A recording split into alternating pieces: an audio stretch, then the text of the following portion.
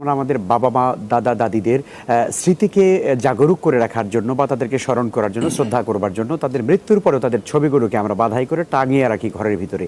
এটি কি আসলে বৈধ হবে, রাখা যাবে?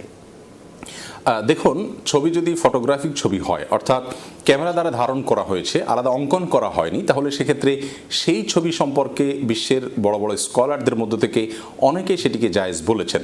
যারা জায়েজ বলেছেন তাদের মধ্য থেকে সৌদি আরবের সর্বোচ্চ ওলামা পরিষদের অন্যতম একজন সদস্য এবং বিশ্ববিখ্যাত একজন স্কলার শেখ মোহাম্মদ সাল্লাহ সাবিন রাহিমাহুল্লাহ সহ অনেক বড় বড় বিদ্বানগণ রয়েছেন।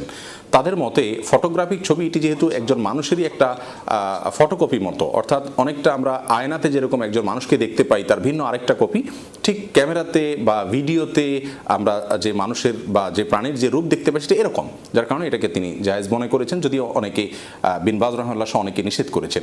আমাদের কাছে মৌলিকভাবে যারা ফটোগ্রাফি ছবি বা ডিজিটাল ছবি এগুলোকে জায়েজ বলেছেন তাদের দলিলটা, তাদের মতটা আমাদের কাছে তুলনামূলকভাবে বেশি শক্তিশালী মনে হয়। তো যার উপর ভিত্তি করে আমরা বলবো মা বাবা বা এরকম কারোর ছবি যদি অরিজিনাল ছবি হয়, ক্যামেরা দ্বারা ধারণ করা হয়, তাহলে সেটি সংরক্ষণ করা যেতে পারে। তবে বাসা বাড়িতে বা কোনো স্থাপনা টাঙিয়ে রাখা উচিত নয়। এটা ড্রয়ারে বা অন্য কোথাও এভিডেন্স হিসাবে বা কখনো প্রয়োজন হতে পারে সেই হিসাবে এটাকে রাখা যেতে পারে, কিন্তু প্রদর্শন করে রাখা উচিত নয়, যেহেতু এর মাধ্যমে রহমতের ফেরেশতা প্রবেশের দ্বার বন্ধ হয়ে যাবে।